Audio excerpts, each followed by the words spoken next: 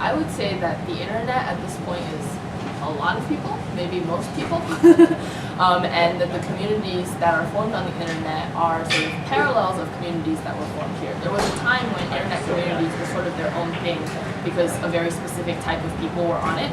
That time was a really long time ago, and things have changed. So any sort of real world community, and many communities that don't exist in the real world happen online, but they still act like communities. You know, there's a strong sort of in-group bond, and they feel like warm fuzzy feelings when they do nice things for themselves, and it's very much a community just on the internet. Yeah, the culture. So the map that Christina used in her talk, the one that XKCD's Random Monroe drew, really does a good job sort of explaining that, and it really is, it maps up really nicely to the real cultures and communities of the world. And it's a shame that I'm still limited to just English language web, maybe a little bit of German language web, because there are entire cultures, internet cultures, that are totally foreign, that I know exist and that are happening in record numbers, but that we're just ignorant to in the same way that I'm ignorant to other cultures, just in the meat space here in the real world. Obviously a lot of confines, like the people that you're, like if you think of Facebook as a type of internet community, the people that you're friends with on there are generally people that you know in meat space, not always.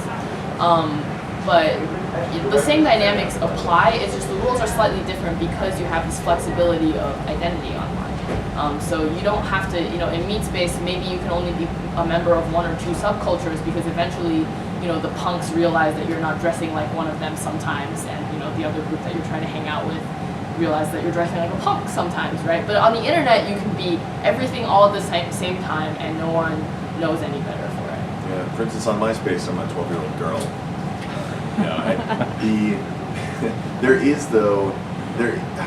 There is something very cool about having that kind of freedom online that makes it just a very cool place to explore and to get lost, and I think that's part of the appeal. And so that's why it attracts anyone who's got an internet connection. So as long as we're talking about the part of the world that is wired and has that access, they will find that community because they can be whatever they want on a Tuesday night and find that group of like-minded people. Now, there is still a significant portion of the world that doesn't have that kind of access, and so isn't part of the online community. There's also a significant number of people who do have the wired access, but don't sort of have the habit of treating the internet as a place to go, right? So there's people who use the internet to check their email, and it's a process or a tool for them, but it's not, you know, like Alexis and I both think of the internet as a totally legitimate place to hang out. That's why I've never been here at night when it's actually a club. I just stay at home.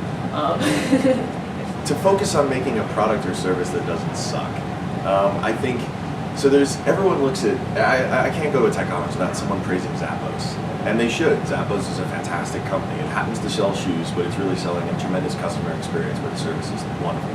The reason why so many people on the internet love Zappos is because their brand is really great, because they do really great things, because they provide a fantastic product and service. And there's a lot of candor online. People say whatever the hell they want about whatever brand they want, whenever, wherever they want. And I wish more companies spent more time just trying to be awesome companies, creating great stuff, providing great service, and less time worrying about how to guide conversations so that they're saying nice things. I think, like in real life or meat space or whatever you want to call it, brands serve the same function. You know, it's to a lesser degree than in real life. It's an identity signifier, right? So if you are associated with a particular brand, I mean, brands have their own online communities. Like there's sneaker communities that really love certain types of brands and form around that. So people rep the same things that they do in real life online as well. But you know, like Alexis said, it's much more honest, and people sort of react differently to different brands. And because it's such a segmented market online, you really have to, you know, the same brand is not going to work everywhere. You have to target, you have to change your messaging a lot. Oh, okay, so the internet's certainly not hostile toward branding. I mean, in a general sense, like I see enough photos of people either with Reddit alien tattoos or with Reddit aliens drawn onto their naked bodies. Don't ask, it's a section of Reddit. To know that, like, it's not that they will embrace brands that they love. Any XKCD reader will gladly own a shirt that shows XKCD on it because that's a brand she wants to be associated with. I think it's just when companies try to come in with sort of heavy-handed, old-school tactics of marketing, you know, putting up a big billboard and putting up a Super Bowl ad. Those were methods that worked in the past that aren't necessarily as effective. Don't get me wrong, the last time I was trying to read a news article and I saw a car zoom across the screen, it reminded me that I needed to install ad block because that was disrupting my experience. It's just a matter of taking the right approach and taking the right tack. And I think, again, you know, so many of the internet communities, not all of them certainly, but a lot of them come out of subcultures, and, you know, that same sort of relationship between counterculture and brands that exists offline exists online. You know, like, are hippies averse to all brands? No, obviously not. They love Tom's shoes or whatever, right? But like they don't like mainstream brands, and you know, it's the same thing for the internet. If you're trying to sell like polos to a group of nerds, like Ralph Lauren is not working for them, right? And it's never going to work for them, no matter how crazy their ad campaign is, because that's just not something that they do. But at the same time, you know, all of the brands on ThinkGeek, you know, people love embracing that stuff. Leatherman is like the coolest brand for nerds. They don't have to do anything. Everyone has one, right? So I don't think you can say, you know, what is the role of brands on the internet, because it's the same thing as like what is the role of brands in people's lives here. Like, people own things. Sometimes they're branded.